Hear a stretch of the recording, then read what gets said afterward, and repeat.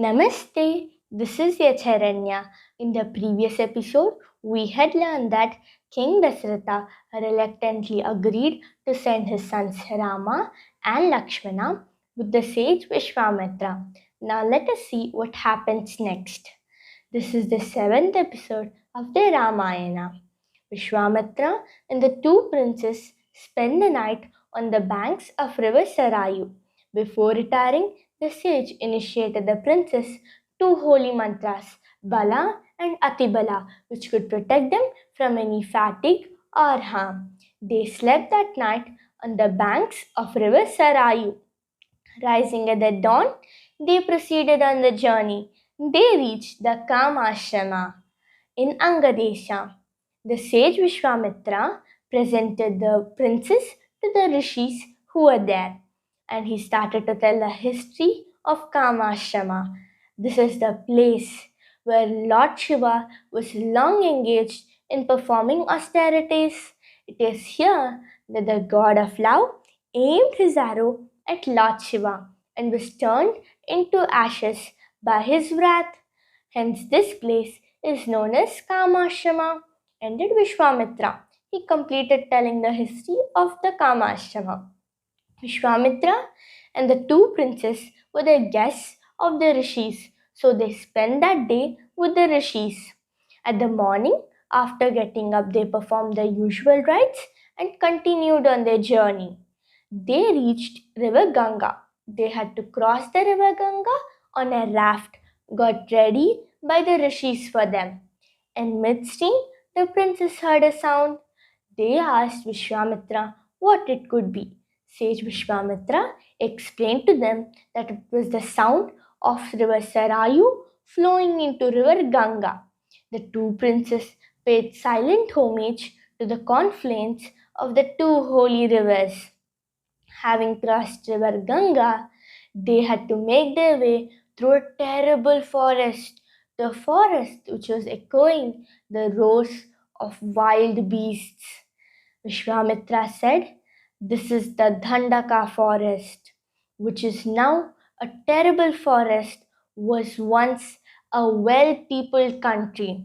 Once King Indra, having been contaminated by committing the sin Vrita, came here.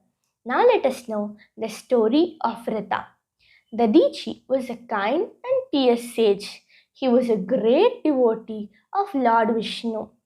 He was the author of the Narayana Kavacha Stotra. Whenever the Devas lost to the Asuras in the battle, they would leave all their weapons with Dadichi, who stood guard over them. Once the Devas did not come for asking for their arms or weapons for a long time because there was no wars.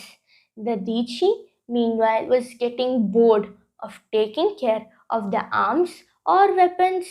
So he knew a mantra called Madhuvidya, by which he made the weapons into a liquid form, immersed it in the water, and drank it. By this means, he could travel all around the world while carrying the arms and weapons with himself. Meanwhile, an asura named Vrita was getting powerful. He had got a rather dangerous boon from Brahma, a boon that he could not be killed by any weapon that was made either by wood or metal. In his arrogance, he stole all the waters of earth and kept near him. He was becoming so powerful, cruel, and malevolent. Meanwhile, in the earth, men, women, and children were dying out of thirst. Their desperate prayers and cries reached Indra, who immediately set to the abode of Dadichi. When he saw there was no sight of their weapons, he started shouting about Dadichi. "What have you done to our weapons? Have you lost them? How careless have you been?" And started to rage about Vritasura and his boon, what he had obtained. Sage Dadichi, after listening to Indra's speech, smiled and said, "My lord, I have all your weapons. I have made it into a liquid form and drank it, so that they are safe with me. I have heard that this Vritasura could not be killed by any weapon made up of wood or metal.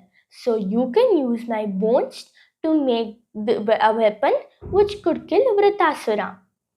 Now Indra was so shameful at his outburst against Dadichi, and he asked if there was any way of killing Vritasura without killing Sage Dadichi, which means that he had to kill Vritasura without the bones of Sage Dadichi. Then Sage Dadichi explained, when a human is born, he has to die. I'm ready to leave my physical form for the sake of assistance to the gods. I would be really grateful. So Indra sadly nodded. So the sage Dadichi left his physical form with the help of his yogic powers and the blessings of Lord Vishnu. And the Devas took the bones of Dadichi to Vishwakarman, a great architect who made a weapon out of the bones and called it Vajrayudha. Indra, using the Vajrayudha in the skies, killed the demon Vritasura and restored the waters into the earth. We all must remember the noble sacrifice of sage Dadichi. Now, this was the story of Vritasura. Now, let us see what happens after killing this Vritasura. Indra comes to that place where the Tataka forest. Before it was not a forest, but Indra came there and he exiled himself from the Devas. And the Devas took it upon themselves to cleanse Indra. They bought waters from all the holy rivers and poured upon Indra and bathed him with the accompaniment of mantras. All the waters that flowed from Indra's body reached earth and made the land very fertile and very beautiful land. All the dead things, rotten things that fell from Indra's body, dead cause, stinky things, changed into beautiful flowers and fruits and wholesome things that could nourish life. Such was the alchemy of Mother Earth. So that was the place. People lived in that place until a yaksha, a yaksha called Tataka, the wife of Sunda, and Maricha wrote havoc in this place and created it into a dreadful thing. Now, as we see, no one dares to enter this forest because Tataka and Maricha still live in this forest. Tataka is equal to the strength of a score of elephants, explained Vishwamitra to Rama. He said that you must free the forest of this great enemy, destroy her, kill her.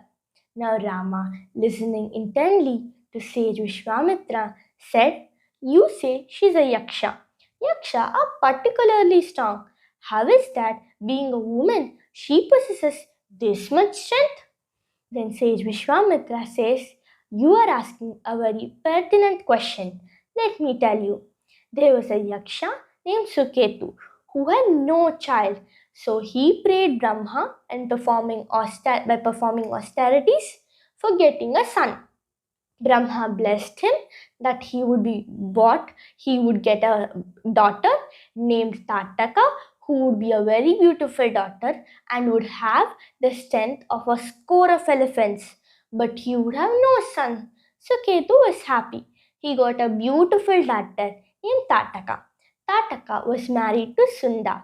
Sunda at a time procured a sage Agastya and incurred a curse by him, by which she died. So Tataka and her son Maricha uh, came upon the sage. They started making all the yagas of the sage, not having the fulfillment. They started throwing flesh, everything, and they attacked upon the sage Agastya. Sage Agastya cursed them both to be the demons and would live in that forest with ugly faces as an ugly creature. From that day onwards, Tataka and Maricha stay in this forest as demons, haunting people and creating havoc in this place. Do not be afraid to kill her, as she is a woman, and it is against Kshatriya Dharma to kill her. A Kshatriya's duty is to protect their people from anyone.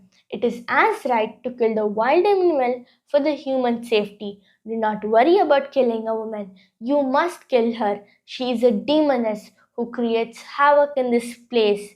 Free the forest from his curse. Saying so, Vishwamitra ended. Rama said, "My father's wish is that I should obey you without any question. I will definitely kill her." Rama thought that he would first spare her life and cut off her limbs. So he strung his bow. The entire forest echoed to the shrill note of his bow. Wild animals were scattered. They were running helter skelter.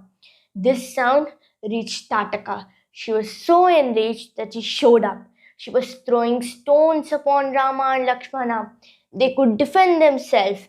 Rama was showing mercy upon her and was thinking to kill her arms and legs. But Tataka was determined to kill Rama. That time, sage Vishwamitra said, "Rama, do not hesitate. Slay the demon. As when it becomes dark, demons become more powerful." So Rama, using his bow and arrow, killed Tataka. Vishwamitra was so pleased because the forest was freed from its curse. It was again a beautiful greenery forest. Vishwamitra said to Rama, "Oh Rama, you have done a very great thing. What can I do for you?" I can teach all the divine astras." Rama was too pleased because he was going to learn all the divine astras, how to control them. Vishwamitra taught Rama everything. Rama indeed taught whatever he learnt to his brother Lakshmana. Now, this was the story for this episode. In the next episode, let us continue. That's it for today. Thank you. If you really like our videos, please do like, share, and subscribe.